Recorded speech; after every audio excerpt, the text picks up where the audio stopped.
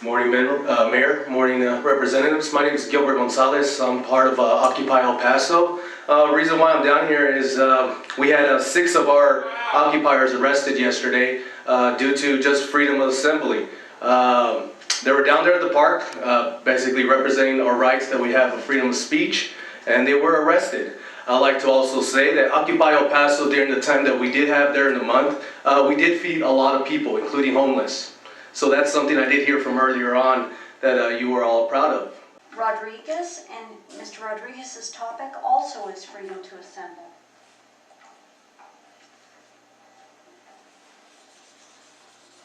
Good morning, Mayor, City Council. My name is Josue Rodriguez. I am part of Occupy El Paso and member of El Paso Desert Adapt, which is supporting Occupy El Paso.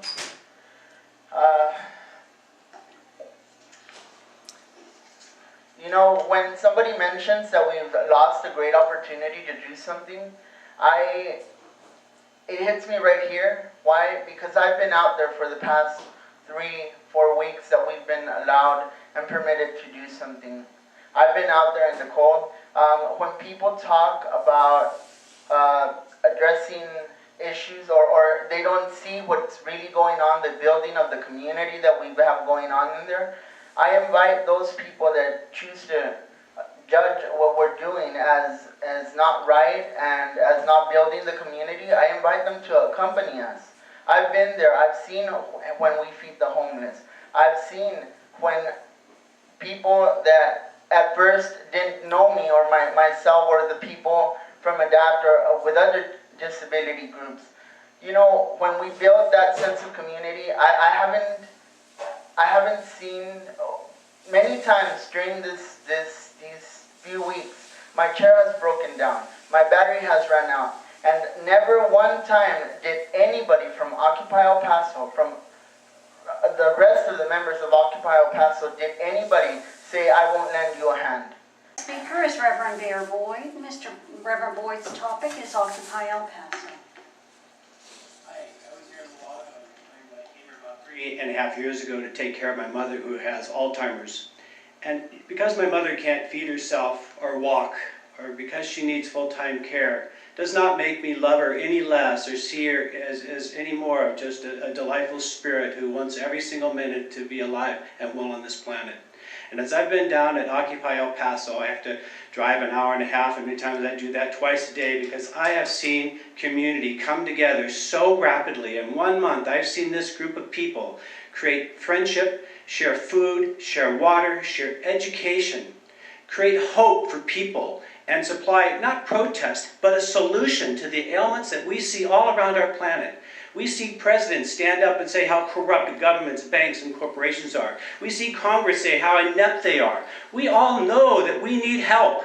And I plead for this body right here to get out of the box. Get out of the box that's ruining our planet with greed. That's ruining our planet by usurping all of our resources with all these goods that are going to fall apart next week.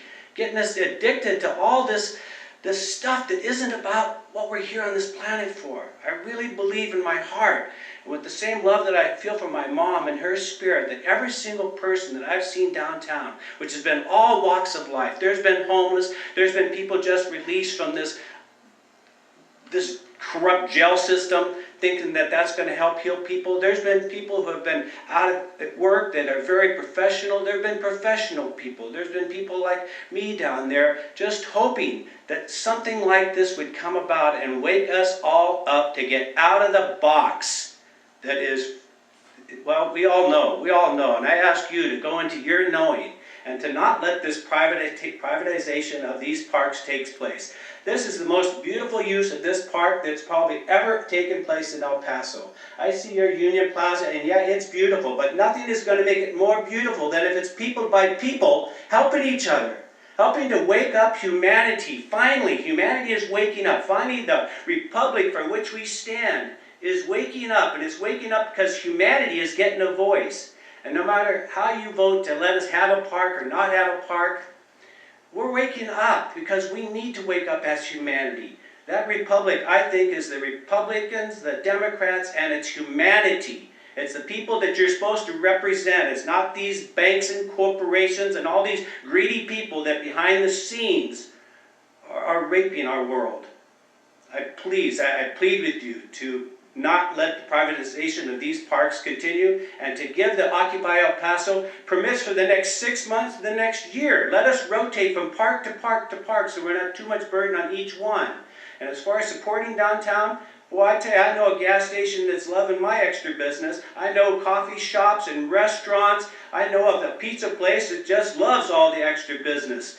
This has been a real, this to me has just been an amazing advancement for El Paso. And El Paso can be a leader for the world because this movement is happening around the world. Thank you for letting me go a little extra in my time. And I can't wait around for your vote, but I thank you in advance for getting out of the box and voting no on this privatization of the banks and voting yes to letting Occupy El Paso, which is not just a protest movement, it's a solution.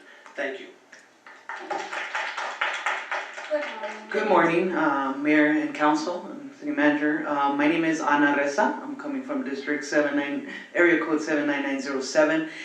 I really doubtful about this because they're giving too much power to an entity that has been very corrupt. And let's not lie here. I mean, this is what we're fighting for in Occupy El Paso and Occupy is the corruption that's already there. They're collecting fees, so now they're having money. That's the biggest thing because I didn't have time to read all, but collecting fees, they're having control of money. They're having control of our rights as people.